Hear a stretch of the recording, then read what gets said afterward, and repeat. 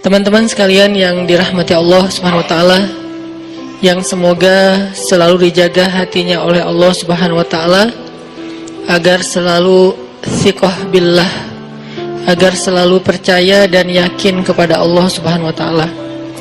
Karena kelemahan kita itu berawal saat kita mulai meragukan Allah.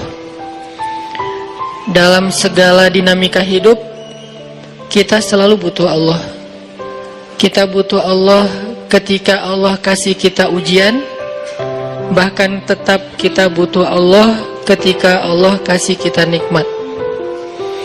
Kalau kita butuh Allah saat diuji, agar kesabaran kita terjaga. Karena orang yang tidak ditemani atau dibersamai oleh Allah Subhanahu wa taala ketika dia sedang diuji, maka dia akan mudah untuk berkeluh kesah, bahkan berputus asa. Kebersamaan Allah kepada dia saat dia diuji itu adalah Allah Subhanahu wa taala menghibur hatinya. Allah Subhanahu wa taala menenangkan hatinya. Allah Subhanahu wa taala menghidupkan hatinya dengan nikmat iman. Ala bidzikrillahi tatmainnul qulub.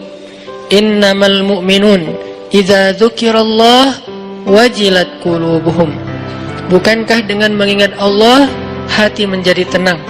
Dan orang yang beriman apabila diingatkan dengan nama Allah, disebut nama Allah, maka hatinya akan bergetar. Ini bentuk Allah membersamai hambanya ketika dia dalam keadaan diuji. Allah menghiburnya dengan kalimat, alam yajidka yatiman fa'awa wa wajadaka dhallan fahada wa wajadaka ailan fa'aghna. Allah menghiburnya dengan kalimat, inna a'tainakal kautsar. Allah menghiburnya dengan kalimat, kalla saya'lamun summa kalla saya'lamun. Allah menghiburnya dengan kalimat, la tahzan innallaha ma'ana. Ini adalah ketika Allah membersamai seorang hamba saat dia dalam keadaan diuji. Allah membersamai hamba juga ketika dia dalam keadaan diberi nikmat. Karena tanpa itu, maka seseorang akan jatuh justru kepada dosa-dosa karena dia mendapatkan banyak kenikmatan hidup. Kalau Allah Subhanahu wa taala tidak menjaga dia saat dia diberi nikmat, maka nikmat itu justru menjadi jalan bagi dia untuk terjerumus kepada banyak dosa. Justru nikmat itulah yang menjadi penghalang bagi dia untuk mengingat Allah. Karena dia sibuk menikmati hidupnya, akhirnya dia terhalang dari mengingat Allah tepat waktu. Sibuk menikmati hidupnya, terhalang dari Allah untuk bangun tengah malam.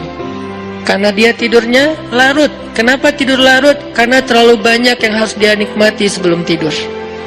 Dia bisa makan-makan, dia bisa jalan-jalan, dia bisa ngopi, dia bisa ketemu teman, dia bisa belanja. Bahkan dia nunggu midnight sale untuk bisa menghabiskan nikmat yang Allah kasih kepada dia.